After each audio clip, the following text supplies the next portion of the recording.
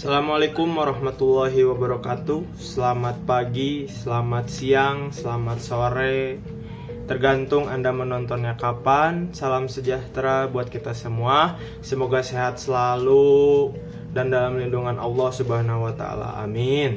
Lupaan. Sebelumnya perkenalkan, nama saya Muhammad Fauzi dari kelas MIK 5A Pestri dengan NIM 1908385. Oke, di sini saya akan menjelaskan tentang apa itu kedinasan, khususnya dinas pariwisata, apa saja tugasnya, terus apa saja bagian-bagian yang ada di dalam tubuh dinas pariwisata tersebut, bagaimana tugas dan fungsinya, bagaimana job desk perseorangannya, bagaimana strukturnya, dan apa bagian yang akan saya pilih ke depannya yang insya Allah menjadi target saya untuk ke depannya setelah lulus dari MIK ini. Amin.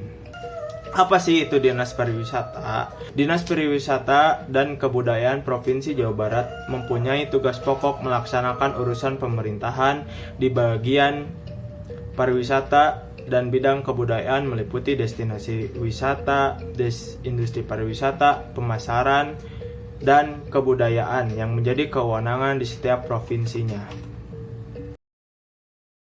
Oke, selanjutnya ada fungsi dari Dinas Pariwisata. Apa saja sih fungsinya? Yang pertama, penyelenggaraan perumusan kebijakan teknis bidang pariwisata dan kebudayaan yang menjadi kewenangan di masing-masing provinsi. Kedua, penyelenggaraan pengelolaan pariwisata dan kebudayaan yang menjadi kewenangan provinsi. Ketiga, penyelenggaraan administrasi dinas pariwisata dan kebudayaan. Keempat, penyelenggaraan evaluasi dan pelaporan dinas. Kelima, penyelenggaraan fungsi lain sesuai dengan tugas pokok dan fungsi lainnya.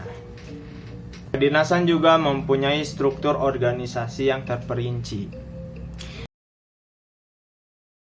Ya, seperti gambar yang sudah kalian lihat tadi, struktur di dinas yaitu adalah kepala dinas, lalu ada sekretaris dinas. Nah, di bawah sekretaris dinas itu ada bagian-bagian subbagian dinas, bagian perencanaan dan pelaporan, subbagian keuangan dan aset, subbagian kepegawaian umum dan kemanusiaan. Nah, dari kepala dinas itu ada subbagian kedinasan-kedinasan yang khusus untuk mengelola. Yang pertama, bidang destinasi pariwisata. Kedua, bidang industri pariwisata. Ketiga, bidang pemasaran. Keempat, bidang kebudayaan. Ada bagian terbaru yaitu bidang ekonomi kreatif. Oh ya, hampir kelupaan. Untuk bidang-bidang yang tadi saya sebutkan itu tidak semua di dinas itu sama ya. Contohnya di kota Cimahi ada dinas ini, tapi di kota lain tidak ada. Jadi bagian-bagian yang ada, khususnya bagian tambahan yang di luar kepariwisataan itu tergantung dinasannya di kota tersebut. Koreksi apabila saya salah ya. Oke, setelah penjelasan tadi tentang apa itu dinas dan bagaimana subbagian-subbagian yang ada di kedinasan itu, kita mulai pembahasan bidang apa sih yang akan saya pilih untuk kedepannya dan menjadi target saya untuk menjadi bagian dari kedinasan pariwisata. Nah, saya tertarik untuk memasuki bidang kepariwisataan. Kenapa? Karena menurut saya bagian pariwisata itu yang cocok pada diri saya, yang orangnya lebih suka untuk terjun langsung ke lapangan, mengurus sesuatu hal yang secara langsung di depan mata. Mungkin nantinya harus ada juga rapat-rapat terkait masalah teknis, lapangan atau sebagainya. Tetapi dengan melihat contoh dari idola saya, Teh Risa, yang bekerja di Dinas Pariwisata Kota Bandung, dan om saya yang menjabat salah satu di bagian dari Dinas Pariwisata Kota Cimahi, membuat saya semakin yakin untuk masuk ke dalam dunia kerja ini. Oleh karena itu, saya memilih bagian ini untuk menjadi target saya ke depannya, untuk menjadi bagian dari Dinas Pariwisata. Dikutip dari website Disbudpar Bogor Go ID, Bidang destinasi pariwisata memiliki tugas atau job desk sebagai berikut. Bidang destinasi pariwisata mempunyai tugas untuk membantu kepala dinas dalam melaksanakan perumusan dan pelaksanaan kebijakan, pengelolaan, pembinaan, evaluasi, monitoring, dan pelaporan di bidang daya tarik wisata, sarana wisata, dan jasa wisata. Selain itu juga, bagian dari dinas ini juga memiliki fungsi tersendiri, yaitu menyelenggarakan tugas sebagaimana yang diatur. Diantaranya adalah: pertama, penyusunan kebijakan daya tarik wisata, sarana wisata, dan jasa wisata. Kedua, pelaksanaan kebijakan, fasilitasi, koordinasi daya tarik wisata, sarana wisata, dan jasa wisata.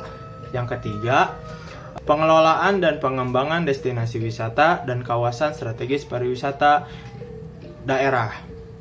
Keempat, penyusunan kebijakan teknis penertiban tanda daftar usaha pariwisata, daya tarik wisata, sarana wisata, dan jasa wisata. Kelima, pembinaan pelaku usaha kepariwisataan. Keenam, penerapan standar usaha kepariwisataan. Ketujuh, pelaksanaan monitoring, evaluasi, dan penyusunan pelaporan bidang destinasi wisata. Kedelapan, pelaksanaan fungsi lain yang diberikan pimpinan sesuai bidang tugasnya.